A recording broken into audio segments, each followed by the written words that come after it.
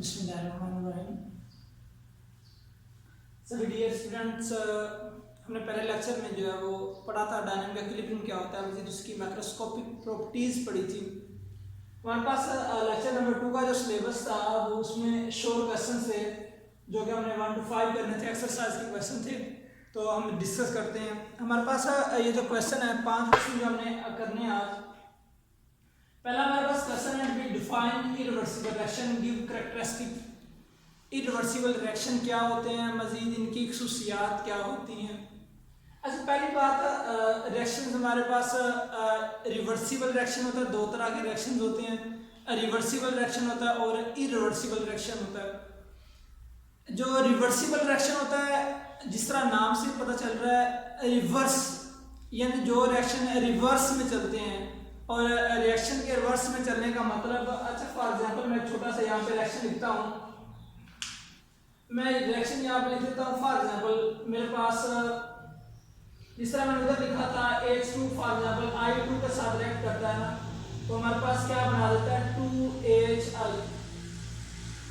For example ये हमारे पास reaction है, हाइड्रोजन जो है ऑर्बिटल के साथ रिएक्ट कर रहा है, 2HI बना रहा है। तो मैंने कहा था कि रिवर्सिबल रिएक्शन हमारे पास वो होते हैं जो क्या करते हैं, जो रिवर्स चलते हैं, यानी प्रोडक्ट से रिएक्टेंट की तरफ चलते हैं, रिवर्सिबल रिएक्शन कहलाते हैं। और इरिवर्सिबल रिएक्शन वो होते हैं जो प्रोडक्ट से रिएक्टेंट की तरफ नहीं आते। जो प्रोडक्ट से रिएक्टेंट की तरफ आते हैं वो कहलाते हैं रिवर्सिबल रिएक्शन, और जो प्रोडक्ट से रिएक्टेंट की तरफ नहीं आते वो हमारे पास क्या कहलाते हैं, वो हमारे पास इरिवर्सिबल रिएक्शन कहलाते हैं। हमारे पास क्वेश्चन था define irreversible reaction, give characteristic. हमने कहा था इरिवर्सिबल रिएक्शन क्या होता है, आपने कैरेक्टरिस्टिक बतानी है। तो भाई हमारे पास सबसे पहले डेफिनेशन आ जाए कि इरिवर्सिबल रिएक्शन की the reaction in which product do not react to form reactant. हमारे पास वो रिएक्शन जिनमें जो प्रोडक्ट होता है वो दोबारा रिएक्टेंट बनाने के लिए रिएक्ट नहीं करते, हमारे पास इरिवर्सिबल रिएक्शन कहलाता है। कैरेक्टरिस्टिक की अगर हम बात करते हैं तो हमारे पास पहली कैरेक्टरिस्टिक आ जाती है दीज रिएक्शन या irreversible reaction represented by single arrow. इनको हम सिंगल एरो के साथ जाहिर किया जाता है, क्योंकि पहली बात हमें पता भी, हमने कहा कि ये जो हमारे पास रिएक्शन होते हैं ये रिवर्स में नहीं आते। इसका मतलब है ये सिर्फ फॉरवर्ड डायरेक्शन में चलते हैं। फॉर एग्जांपल एक छोटी सी एग्जांपल कर लेते हैं। मेरे पास अगर मैं रिएक्शन करवा देता हूँ HCl का NaOH के साथ, तो क्या होगा, ये HCl NaOH के साथ रिएक्ट करेगा, NaCl जो कि साल्ट है हमारे पास वो बन जाएगा, साथ में वाटर जो है वो प्रोड्यूस होता है। रिएक्शन को बिल्कुल मैं एक्सप्लेन नहीं कर रहा, सिर्फ बस बताना है कि हमारे पास इरिवर्सिबल रिएक्शन क्या होता है। अब ये जो रिएक्शन है और इनके मिलने से बना NaCl और वाटर।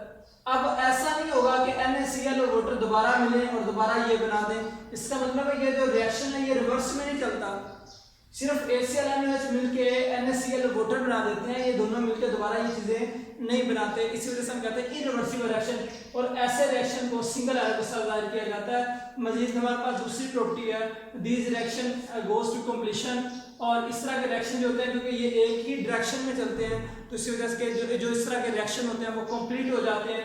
और मजीद इसकी थर्ड प्रॉपर्टी है reaction may be conduct in open vessels. ये जो रिएक्शन होता है, जिस तरह हमने पढ़ा था ना डायनामिक इक्विलिब्रियम में, हमने वहाँ पे बात की थी, हमने कहा था ये जो हमारे पास रिएक्शन होते हैं इनको हम क्लोज सिस्टम में ही हासिल करते हैं, लेकिन हमारे पास जो इरिवर्सिबल रिएक्शन होते हैं अब वहाँ पे हम ओपन वेसल भी इस्तेमाल कर सकते हैं।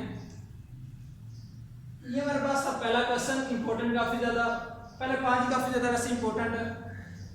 इरिवर्सिबल रिएक्शन था, मजीद इसकी कैरेक्टरिस्टिक थी। हमारे पास दूसरा क्वेश्चन आ जाता है शॉर्ट क्वेश्चन, केमिकल इक्विलिब्रियम क्या होता है। ये हमारे पास टाइप है इक्विलिब्रियम। केमिकल इक्विलिब्रियम जो है वो जो आगे हमने टाइप्स इसकी पढ़ी थी वो हमारे पास मेन चीज आ जाती है। केमिकल इक्विलिब्रियम क्या होता है, when the rate of forward reaction become equal to the rate of reverse reaction. जब फॉरवर्ड रिएक्शन का रेट रिवर्स रिएक्शन के रेट के बराबर हो जाता है, the composition of the reaction mixture remain same.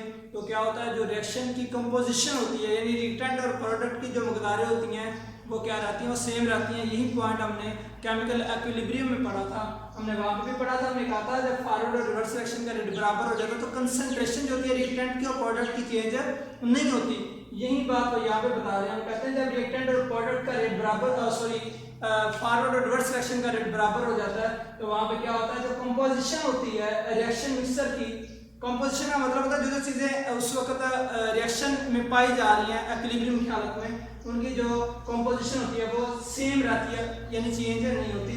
For example हम नाइट्रोजन जब हाइड्रोजन के साथ रिएक्ट करता है अमोनिया बना देता है, तो इक्विलिब्रियम जो होता है वो कहाँ पे जाके अब ऑब्टेन करते हैं, इसमें गेन करते हैं 2.86 पर मोल डेसीमीटर की पावर आगे हमारे पास 6 आ जाती है। यहाँ पे जाके हम इक्विलिब्रियम जो वो अचीव करते हैं। हमारे पास मजीद थर्ड हमारे पास क्वेश्चन आ जाता है कि हमारे पास करैक्टरिस्टिक और रिवर्सिबल रिएक्शन। उन्होंने कहा कि हमारे पास यहाँ पे हमने पढ़ा कि इरिवर्सिबल रिएक्शन की करैक्टरिस्टिक क्या है, यहाँ पे मैंने पढ़ा रिवर्सिबल की बिल्कुल उल्ट काम है। इसमें हमने कहा था कि सिंगल एरो के साथ जाहिर करते हैं रिएक्शन के दरमियान जो सिंगल एरो लगाते हैं। अब जो हमारे पास होता है रिवर्सिबल रिएक्शन, यहाँ पे double arrow is represented by retained and product. इस तरह के जो हमारे पास रिएक्शन होते हैं वहां पे डबल एरो को यूज किया जाता है रिटेंड और प्रोडक्ट के दरमियान। फॉर एग्जांपल ये आपको लिखा हुआ नजर आ रहा होगा, हाइड्रोजन आयोडीन के साथ रिएक्ट कर रहा है 2H बनता है, यानी इसमें क्या होता है रिवर्सिबल रिएक्शन में मैंने आगे बताया रिवर्सिबल रिएक्शन हमारे पास वो होते हैं जिनमें प्रोडक्ट दोबारा फिर रिएक्टेंट बना सकते हैं, तो ये हमारे पास होते हैं रिवर्सिबल रिएक्शन। तो इसी वजह से क्योंकि ये इधर से इधर रिएक्शन जाएगा और प्रोडक्ट से वापस रिएक्टेंट की तरफ भी आएगा, इसी वजह से दोनों सिमत में वकूफ जीरो होता है। इसी वजह से हम क्या करते हैं यहाँ पे डबल एरो लगा देते हैं, तो हम लिखेंगे रिप्रेजेंटेड बाय डबल एरो। मजीद these reaction now goes to completion. यहाँ पे हमने कहा था ये रिएक्शन जो है वो कंप्लीट हो जाता है, लेकिन ये रिएक्शन कंप्लीट नहीं होते। क्यों नहीं होते? क्योंकि रिएक्टेंट प्रोडक्ट की तरफ जा रहे होते हैं और प्रोडक्ट दोबारा फिर रिएक्टेंट की तरफ आ रहे होते हैं, इसी वजह से ये रिएक्शन जो है वो कंप्लीट नहीं होते। Reaction conduct in close vessel, और ये जो रिएक्शन होते हैं इनको हम हमेशा क्लोज वेसल में ही करवाते हैं। यहाँ पे हमने कहा था ओपन वेसल में करवा सकते हैं, यहाँ पे जो हमारे पास रिवर्सिबल रिएक्शन होते हैं इनको हम क्लोज्ड वेसल में करवाते हैं। मजीद हमारे पास this reaction can be attain from other way, ये भी हमने पॉइंट पढ़ा था केमिकल इक्विलिब्रियम की माइक्रोस्कोपिक प्रॉपर्टीज में। अब आप हमने पढ़ा था कि ये जो हमारे पास रिएक्शन होते हैं इनको किसी भी तरीके से हासिल कर सकते हैं, चाहे रिएक्टेंट से स्टार्ट करके या प्रोडक्ट से स्टार्ट करके।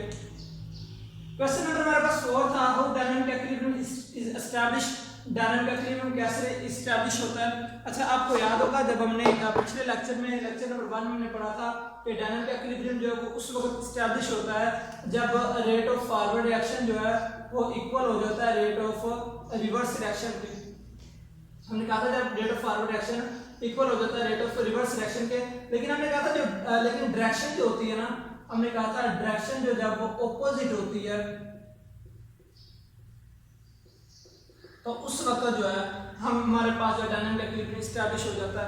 यानी जब फॉरवर्ड रिएक्शन का रेट रिवर्स रिएक्शन के इक्वल हो जाता है और डायरेक्शन जब ऑपोजिट हो जाती है तो हम कहते हैं कि हमारे पास जो है वो डायनामिक इक्विलिब्रियम जो है एस्टैब्लिश हो चुका है। तो ये हमारे पास इसकी आपने कहना है कि dynamic equilibrium is established when the rate of forward reaction become equal to the rate of reverse reaction but take place in opposite direction. यानी जब फॉरवर्ड रिवर्स रिएक्शन का रेट बराबर हो जाएगा लेकिन सिमत मुखालिफ होगी तो हम कहेंगे कि हमारे पास इक्विलिब्रियम जो है वो कायम हो चुका है। आप एग्जांपल बिल्कुल यही वाली लिख सकते हो, नाइट्रोजन और हाइड्रोजन वाली, या आप ये भी लिख सकते हो, इसके आगे बस वैल्यू आपको लिखना पड़ेगी।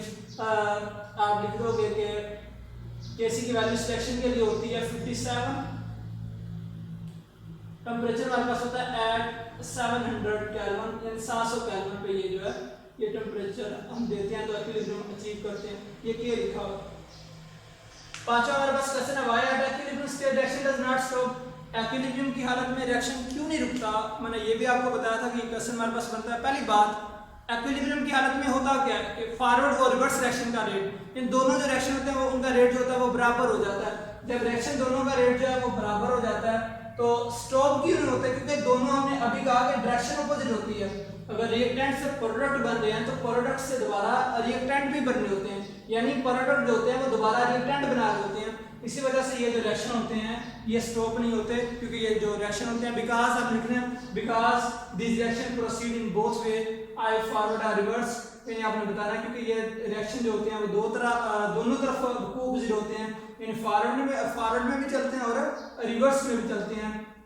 Mean in which product recombine to form reactant, क्योंकि इस रिएक्शन में क्या होता है जो प्रोडक्ट होते हैं वो दोबारा रिएक्टेंट बना रहे होते हैं, इसी वजह से ये जो रिएक्शन है वो कंप्लीट नहीं होता। ये हमारे पास था लेक्चर नंबर 2, इसमें 5 क्वेश्चन थे, काफी ज्यादा इंपॉर्टेंट है, आपने अच्छे तरीके से करने हैं। मजीद इंशाल्लाह नेक्स्ट लेक्चर में आके मिलते हैं।